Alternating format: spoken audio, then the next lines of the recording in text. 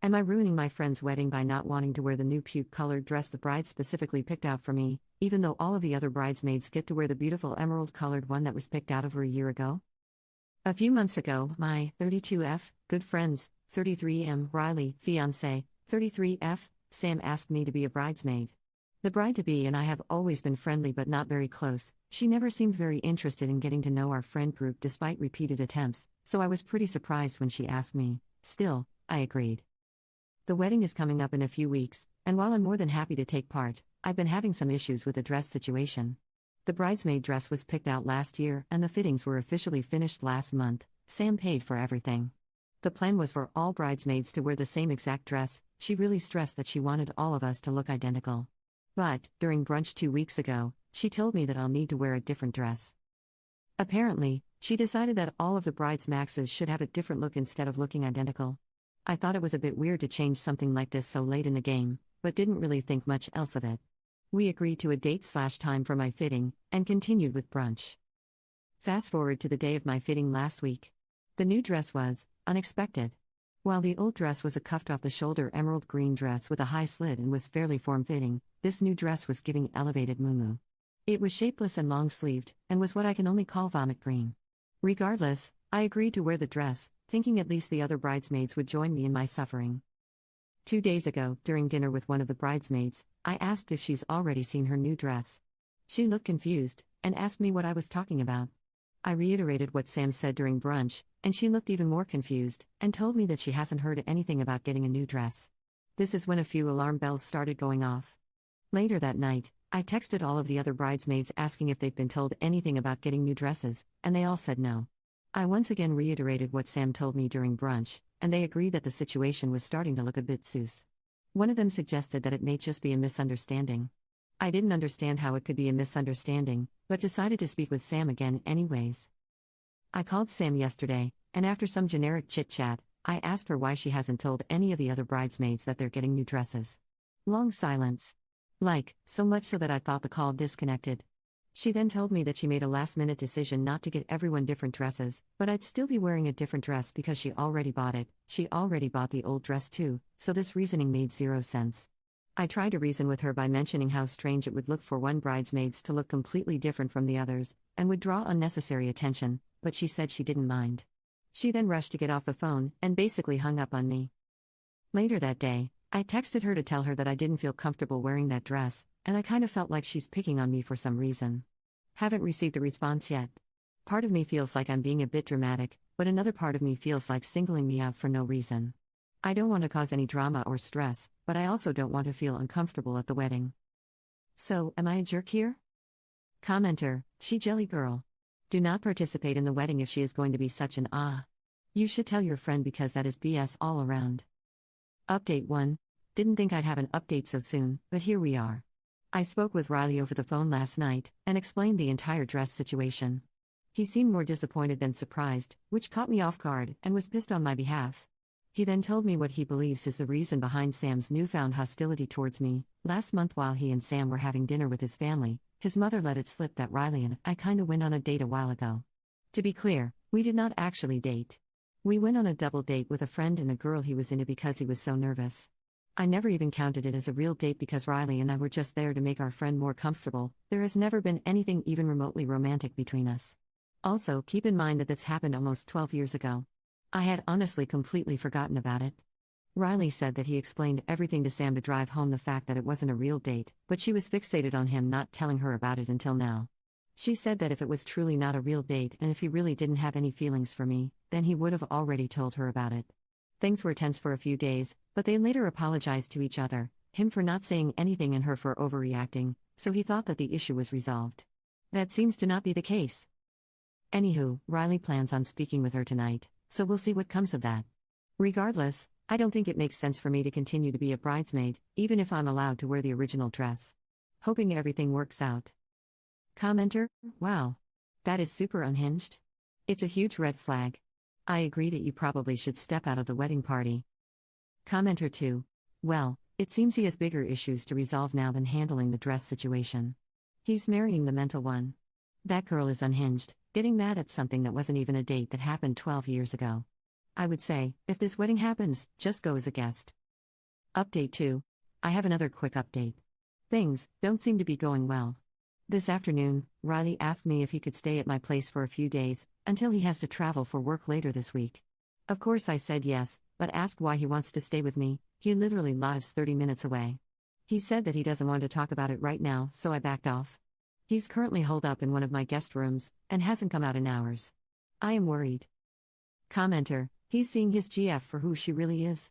Also, have you considered that Riley may have always had feelings for you, and that's what's making her so mad? I'm sure someone already mentioned this in the comments on the other update, but I am playing catch up. Commenter 2, this is a Sam problem. Not a you problem. Riley should know who he is marrying. Some people are just jealous of everything. But you occupy a lot of rent-free space in Sam's mind. Because she is a jellyfish. Update 3. This afternoon, while Riley and I were at work, I received a call from the security desk of my residential community. Someone was there, claiming that they're my guest, but they didn't have a code and their name wasn't on the visitors list. It was Sam. I told security to deny her entry, which they did. Not even a minute later, Sam called me, but I didn't pick up. She called me thrice before I put my phone on Do Not Disturb, and then 4 more times after I did. She then sent a text saying you were causing misunderstandings. You need to send him back today. I'm home, but Riley is still at work. Haven't told him anything yet, don't want to stress him out while he's working, but will after he returns to my place. Also, haven't tried to contact Sam, and I don't plan on doing so anytime soon. Really don't foresee any convos between us going well right now. Random kind of funny thing to note, since yesterday, Sam has been removing me from the bridesmaid group chat, but the other bridesmaids keep re-adding me after noticing that I'm missing. This has happened 5 times. Commenter, how is Op causing misunderstandings? Sam has done all of this on her own. All the Op did was ask the bridesmaids if their dresses changed and informed the groom. Seriously, what the fudge did she think was going to happen when his close friend walked down the aisle in that monstrosity and no one else did? He'd have known what was happening and why, and he'd have been pissed. Update 4. Last night, after Riley returned to my place after work, I told him everything regarding Sam trying to come to my house, and showed him the text message and missed calls. He was pissed. I have never seen him so angry in all my years knowing him. He was completely silent but looked like he was 2 seconds from setting someone on fire. After letting him cool down for a bit, I asked him if he wanted to talk. He did. He told me that they always seem to argue about the same things. Then, she'd pretend to understand and be all right with everything only to bring it up again in the future. A few examples of the main things she'd say/bring up. Our friend group is toxic and too close. Riley should be thankful to her for keeping his drug habit a secret. A while ago, he mentioned to her that he smoked weed multiple times in uni. He's too secretive about work, and I know more about his job than she does. We're both feds who work in Intel, and our offices sometimes liaise with each other. He spends too much time with his family. He'd suggested couples counseling a few times, but she kept on refusing. They'd been doing pretty well for the past year or so and didn't argue much anymore, so he stopped grinding it up. Apparently, the absolute last straw happened the day he asked me to stay at my place. During the argument with Sam that led to this, initially regarding the dress debacle but snowballing into other topics, in addition to trying to get him to cut me out of his life, she also called me the N-word. I'm black BTW and Riley and Sam are white. According to Riley, that's when he knew that he was 100% done. Before he left, he told Sam that their relationship's over. Since then, she's been blowing up his phone, but he said he hasn't read any of her messages or answered her calls. She also sent him emails, which he has also ignored. He's going to tell his family and our friend group before he leaves for his work trip this week.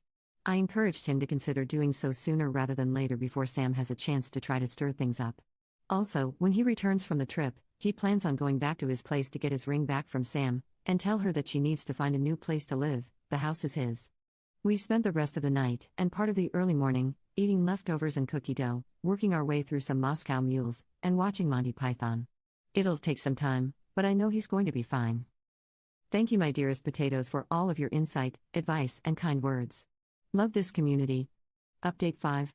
Hello, my potato peeps, it's been a hot minute. I'll dive right in.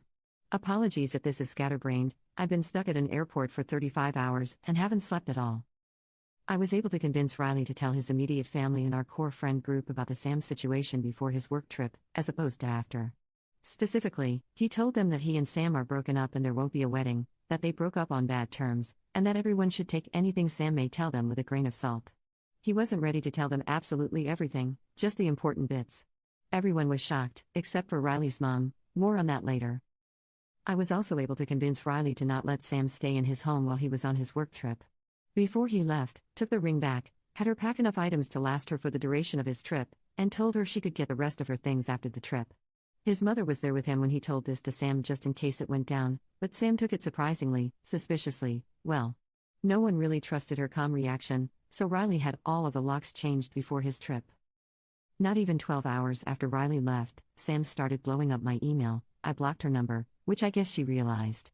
Within the span of 24 hours, she sent me exactly 33 emails.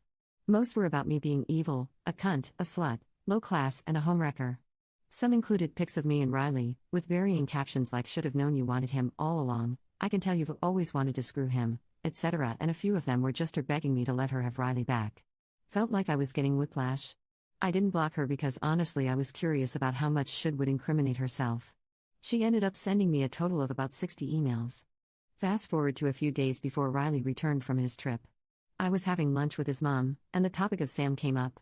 Potatoes, remember when I said that Riley's mother wasn't surprised when he told her about the Sam situation? That's because she wasn't. Apparently, she's always felt that something was kinda amiss with Sam, but she never really had anything concrete to tell anyone about and didn't want to seem dramatic, especially because Riley is aware that his mom and Sam never really clicked.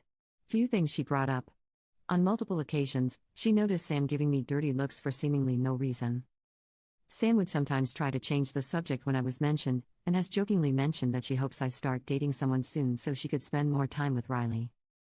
Sam has made some offhand comments that maybe weren't explicitly racist, but rubbed people the wrong way. For example, she mentioned not wanting to get food poisoning from eating at ethnic restaurants. At this point, I was wondering how I never noticed anything.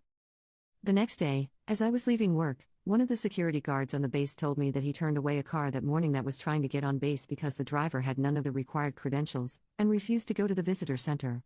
The driver asked for me by name, and refused to move until she was threatened with detainment. It was Sam. At this point, I was done. I spoke with my security POC that same day, and reported her. A report was filed, and I took that report to Sam's work, and gave it to HR. The following day, I got another angry email from Sam telling me that, because of me, her upcoming promotion had been put on hold. I slept extra peacefully that night. Fast forward to the day Riley returned, the first thing he said as soon as he walked through the door was that he may need a lawyer soon. He told me that a friend of Sam had informed him that Sam is trying to figure out how to file a marriage certificate without Riley knowing. Apparently, she thought she could just forge Riley's signature as well as the officiant's signature, and then file it at the circuit court. I'm pretty sure that's not even possible. What the actual fudge? After that, a few things happened in rapid succession. Riley retained a lawyer, who sent a letter to Sam informing her that what she tried to do was illegal, and legal action would be taken against her if she tried to file the marriage certificate. Sam refused to retrieve the rest of her things until Riley threatened to give everything away. She eventually took all of her stuff, as well as some things that weren't hers, mostly some random framed pictures. Riley has since got them back. Our entire friend group and Riley's family have blocked Sam on everything. I showed Riley the email Sam sent and told him about how she showed up at my job, and he tried to convince me to at least consider getting a restraining order if possible. I haven't tried yet, but I'm holding on to the emails just in case. Sam got a DWI and spent a night in jail. Sam got fired from her job. As of last week, things have been pretty calm. No one has heard from Sam lately, which we're all quite happy about, but we're still keeping our eyes peeled just in case.